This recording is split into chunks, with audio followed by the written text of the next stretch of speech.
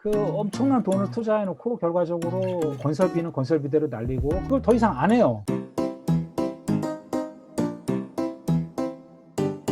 사실 SMR 얘기가 나오는 가장 핵심적인 이유 중에 하나는 기후위기 대응이라는 것인 것 같아요. 재생에너지 중심의 전력 시스템이 만들어졌을 때 SMR이 정말 효과적으로 이것과 어우러질 수 있는가 하는 의문이나 문제 제기들도 한편에 있거든요.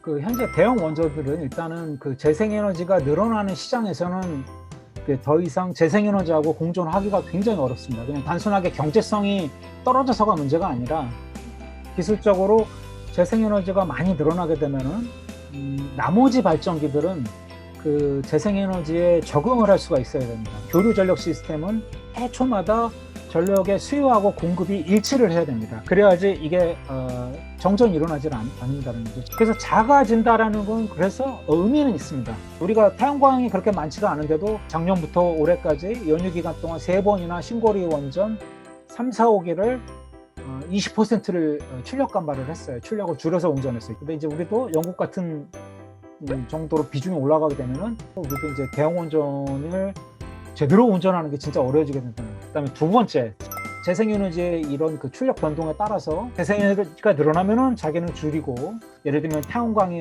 줄어들게 되는 저녁이 되면은 아주 빠르게 출력을 막 늘려야 되는데 과연 원전 가지고 그런 운전을 할 수가 있느냐? 지금 가스터빈이 하는 것처럼 그렇게 급정지라든가 거의 0에서 시작해서 그 100% 출력까지 그렇게 할 수 있느냐?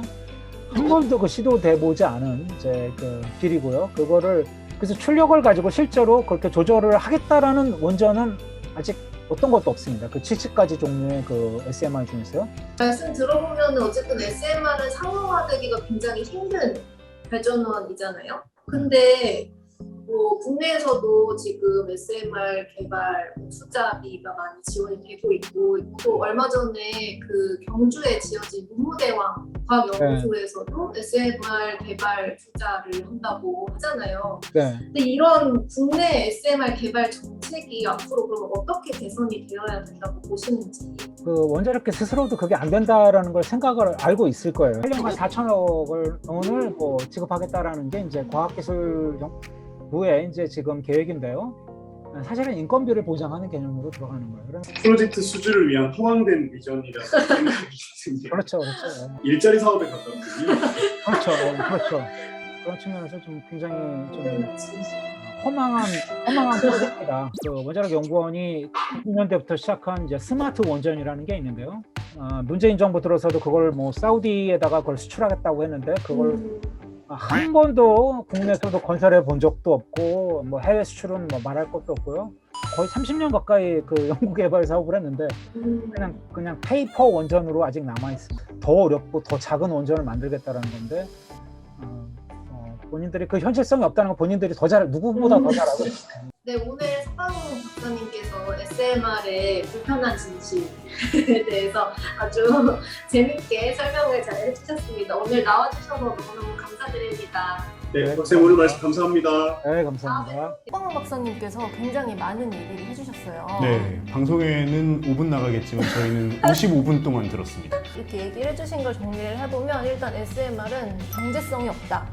네. 너무 비싸다. 대형 원자력 그쵸. 발전도 이미 경제성이 떨어지고 있었는데 소형 원자로는 그것보다 더더욱 경제성이 검증되지 않은. 맞아요. 재생에너지가 늘어나면서 이제 기존의 대형 원전들도 출력을 감소시키고 네. 저하시키고 하는 문제들이 있잖아요. 또 이제 핵폐기물도 나온다고 말씀해 주셨죠. 또 하나는 기술적으로 구현 가능성, 실현 가능성이 맞아요. 있는지에 대해서도 의문부호가 맞아. 굉장히 많은 의문부호가 좀 생겨나는 그런.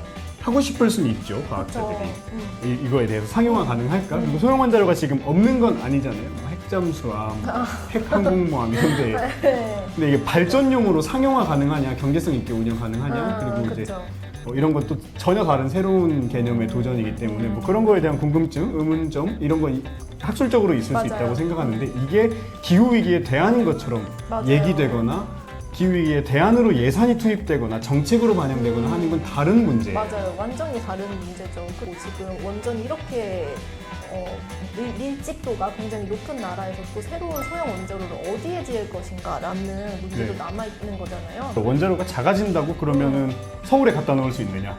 그렇죠. 석촌호수 옆에다가 저희 동네 주변에 반포 한강공원 옆에다가 한강공원 옆에다가 지을 수 있겠냐 하는 건 또 다른 문제인 거잖아요. 네, 그런 것도 아직 국정으로서. 사회적 검증도 되지 않은 맞습니다. 얘기인 것이죠. 네, 그래서 아까 말씀해주신 것처럼 우리나라 국내 SMR 개발 정책 같은 것들도 다시 한번 검토가 필요하고요. 네. 굉장히 많은 예산이 들어가죠, 개발하는데. 네. 근데 이걸 또 상용화하고 발전소로서 이용하는 건 다른 문제이기 때문에 이걸 어떻게 또 이 예산을 좀 다른 방식으로 쓸 수 있는가에 대한 고민과 논의도 필요해 보입니다. 오늘 피카츄이의 데모험은 여기서 마무리하도록 하겠습니다. 좋아요와 구독 댓글 알림 설정 눌러주세요. 안녕. 안녕. 구독 꾹, 좋아요 꾹 눌러주세요.